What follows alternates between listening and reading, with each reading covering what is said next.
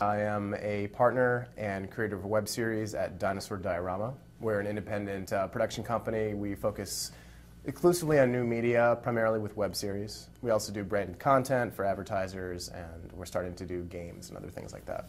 I have to ask you about Dinosaur Diorama. The name is intriguing. Where'd that come from?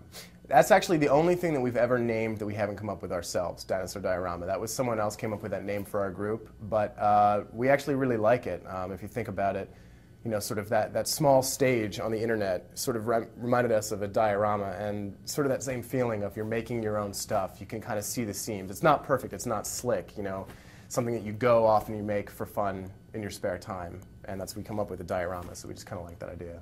So what's your background? Because this new media thing has only been around in the last half of your life, probably. What did you do before that?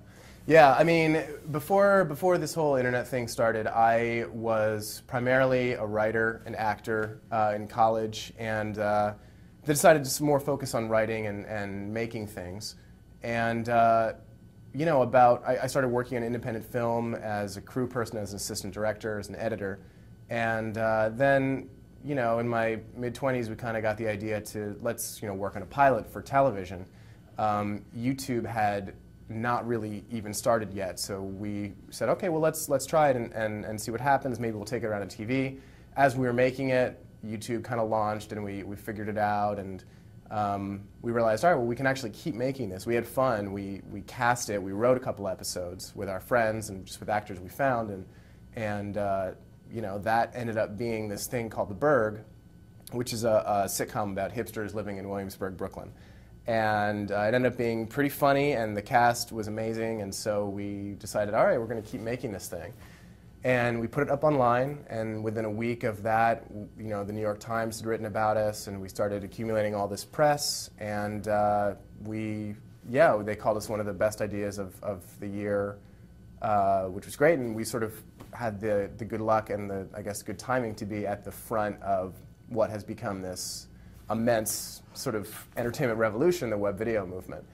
And it's nice because we got to do it in a way where we did not come from Hollywood. You know, we came from the outside. Doing our own show, just the way we wanted to do it, allowed us to get into the door in Hollywood. So that at a point, you know, less than a year later, we had, you know, agents at the biggest agency in Hollywood, and we had Michael Eisner calling us to want to do a series with us, and we had all these kind of different network deals, some of which happened, some of which didn't, but you know, it's sort of, we've been able to stay on the front of that as it's been growing, which is nice. It is a very crowded field, and most people that are in that crowded field are trying to figure out how to make money at it. I mean, it's there, it's available for a lot of people, but they still haven't figured out the economics of it. Have you? You know what? I won't be so presumptuous to say that we've definitively figured out any economics behind this, and I don't think anyone has. But I think that we're getting closer. I think right now the economics of web video are still a sponsor has to pay for it. Over time, we might see that change. We might see there have been some shows that have, you know, started and then been able to keep going because of basically subscriptions, basically fans saying, I love the show, I want to keep paying for it. People still are used to seeing things for free on the internet, so that might not change for a while. But we're working on the business model. One thing that's different, that's extremely exciting to us, is that, you know, in television, you have, you know, big expensive broadcasts, and you have, you know, big advertisers and everything, and you need to have millions of people watch every show. It's an event, and so if that one, you know, night of programming doesn't get 1 million views, failure. Internet is not like that. There's no event. We find that people come back and watch our shows over time, like they would a DVD or something.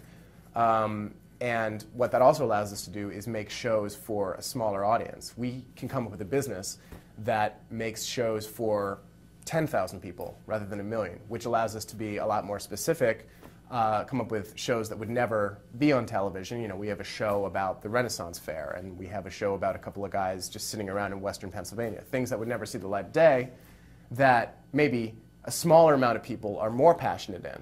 And thus, over time, advertisers will come to realize that if we have that much more targeted an audience, they'll pay more. From an actor's point of view, trying to get into new media, do all the same rules apply if you're looking to be an actor within new media, or is it different? Well, yeah, it's as far as actors go, in many ways, the same rules apply, with, I think, one major exception, and that's you have no excuse anymore.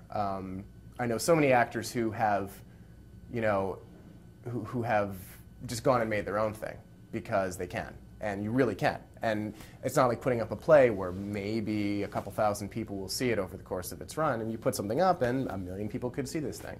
There's no better marketing tool, and it's great for actors because it's like, sure, I can be in someone else's play or someone else's screenplay, but here I have a chance to show myself the way I actually really want to be seen by everybody. What's my perfect role, and you can cast yourself in it. We're all, in my company, we're all writers, and we all cast ourselves as well, and our friends. That said, we do have open calls. We do have auditions whenever we have a project. I'd say we do an even mix of things that are paid, fairly paid, and that we have a SAG, we're SAG signatory and everything like that. And then a mix of free stuff, and that's the other thing. It really is, it's still, in many ways, sort of a student film mentality in terms of we are doing things for as cheaply as possible. And I don't just mean we, my company, I mean web video in general. It's still, even the ones that are paying, you're not getting SAG TV rates. You're going to get a SAG internet rate, a couple $100 a day. And I think actors have to be all right with that. What I do notice is that there's this kind of growing phenomenon of web celebrities that's happened, and they keep kind of popping up in everything. Sometimes they make the transition to television, sometimes they don't, but I think once you sort of get in that inner circle of actors who are in something really good and reputable online. I mean, two of my lead actors from the Berg are now leads in television shows, which is great. And it wasn't from any other thing. They went to Hollywood and people said, "Oh yeah, you're Spring from the Berg. I recognize." So that's cool. So the future's all still ahead of us. The future is always ahead of us. Thom, thanks for coming in. Yeah, sure. Thank you.